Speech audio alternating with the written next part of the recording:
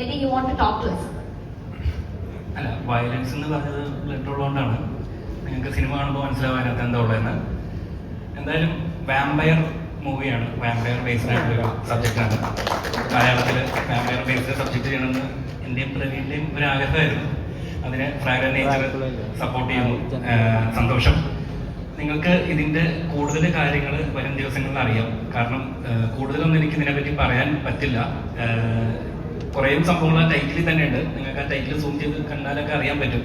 എന്നാലും ഞാനൊന്നും സ്പോയിൽ ചെയ്യുന്നില്ല, ഇവിടെ ആരും സ്പോയിൽ ചെയ്യാൻ പോകുന്നില്ല.